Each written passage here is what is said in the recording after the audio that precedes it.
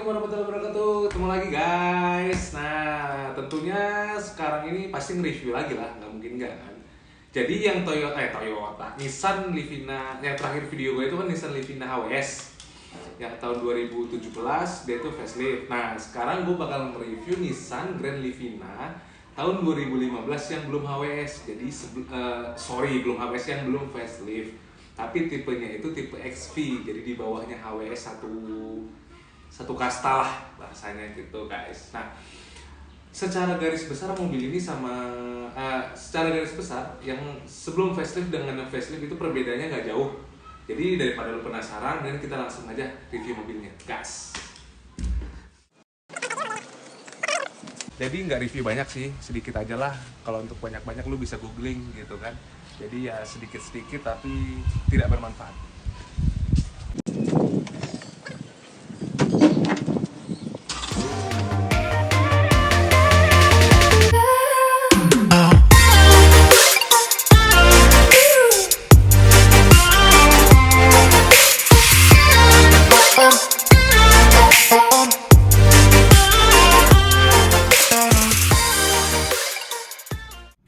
Oke, sekarang kita udah di dalam mobilnya. Nah, sebenarnya kalau perbedaannya nggak jauh ya daripada Nissan Livina yang sebelum facelift sama yang sudah facelift kemarin yang ada di video itu.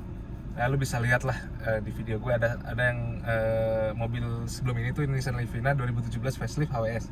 Nggak beda jauh sebenarnya. Jadi ya gue mungkin bakal mereview dari setirnya kali ya. Oke, kalau untuk setirnya sama sih sama yang kemarin, ternyata dia sudah soft touch. Nah, kalau untuk dari sisi door trimnya, dia itu belum ada. Kalau yang tipe XV itu belum ada frame kayu. Jadi kalau yang tipe HWS itu dia sudah di frame kayu. Kalau ini enggak, ini masih polos. Jadi polos seperti ini, gitulah pokoknya. Suka lupa. Nah, tapi untuk dari fungsinya sama, dia empat-empatnya itu udah window elektrik, jadi bisa dihandle semua dari depan, cuman yang autopilotnya di supirnya aja.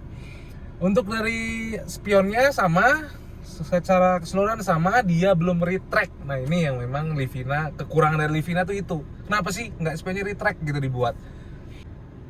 Tapi untuk pengaturan kanan kiri atas bawahnya dia sudah elektrik.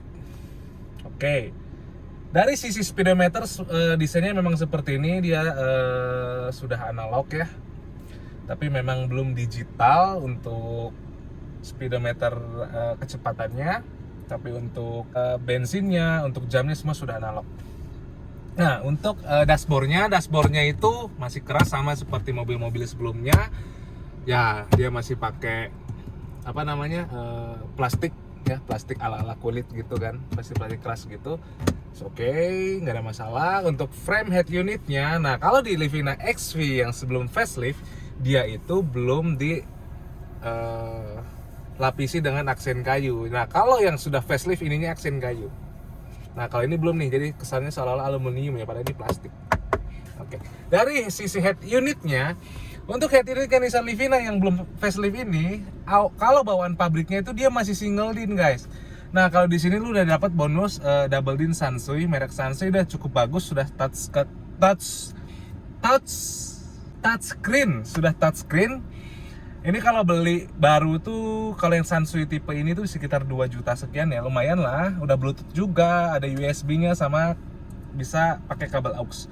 Nah untuk dari sisi AC, knop AC-nya itu dia memang masih seperti kompor gas, yang setelah facelift juga sama, dia masih kayak kompor gas gini. Cuman di sini itu ada defogger guys. Jadi lu kalau misalkan berembun lu bisa pakai defogger ini gitu. Nah, tapi yang gue bingung kemarin itu di Nissan Livina tahun 2017 facelift dan HWS tipe tertinggi loh, padahal belum ada defogger, aneh nggak? Jadi ibaratnya yang facelift ke non facelift ke facelift itu kayak di downgrade gitu. Tapi ya udahlah, sebenarnya sih kalau defogger gini nggak terlalu penting gitu, tergantung ya. Mungkin bagi kalian ada yang belum tahu gitu. Jadi perbedaan Nissan Livina itu ada tipe SV, XV sama HWS. Nah, kalau yang SV itu memang minimum feature ya, jadi fiturnya itu nggak banyak. Nah, kalau XV dan HWS itu fiturnya sama, cuman bedanya di body kit. Fitur apa sih yang ngebedain gitu? Perbedaannya itu adalah di fitur pengereman. Nah, kalau di tipe SV dia itu nggak ada yang namanya ABS, EBD, sama BA. Kalau misalkan di XV dan tipe HWS itu dia ada pengeremannya yang ABS, IBD, sama BA. Mereka itu dilengkapi dengan 3 jenis fitur keselamatan itu. Mungkin lu tanya-tanya apa sih ABS, IBD, sama BA gitu kan? Gue juga sebenarnya nggak tahu jelas banget gitu. Tapi yang gue tahu ya kalau tipe pengereman ABS itu kan ya ketika lu ngerem mobil itu otomatis tidak akan mengunci. Jadi misalnya lu ngerem mendadak nih, mobil itu nggak akan nggak akan selip kayak gitulah. Jadi dia tuh ada pengaturan otomatisnya yang bikin mobil itu cepat berhenti tanpa harus selip. Seperti itulah secara garis besar, lu bisa googling kalau nggak. Nah, kalau yang IBD atau BA itu jadi sensor. Jadi ketika lu nih lagi di jalan nih ngebut gitu misalkan kan, tiba-tiba mobil depan ngerem mendadak. Ketika lu lagi nginjek gas, tiba-tiba lu lepas gas dan lu langsung pencet rem, si sensor itu ngebaca, oh ini pengeremannya kaget gitu ya, cara ngerem lu kaget gitu kan. Nah, si sensor itu ngebaca dan otomatis rem itu akan lebih pakem daripada yang tidak dilengkapi dengan IBD itu. Seperti itu guys. Nah, jadi sebenarnya perbedaannya itu memang dari sensor-sensor pengereman ya, atau fitur keselamatan dari pengereman itu sendiri. Memang dari segi eksterior, dari interior juga ada sih perbedaannya. Tapi ya lu bisa upgrade lah. Nah, sedangkan dari tipe XV ke HWS itu perbedaannya itu hanya di body kit aja. Jadi ketika lu pengen HWS nih, tapi beda jauh gitu kan harganya, ya lu bisa lu tinggal beli body kit. Soalnya memang semuanya sama, interiornya sama gitu, fitur-fiturnya sama.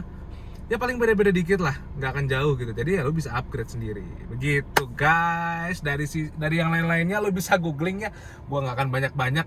Toh ini juga memang sebenarnya gue bikin video buat dijual gitu, buat dagangan gitu kan. Oke, segitu aja dari gua. So buat lu yang mau cari-cari mobil, boleh bisa hubungi, bisa kita cariin lah gitu kan. Jadi segitu aja dari gua. Assalamualaikum warahmatullahi wabarakatuh.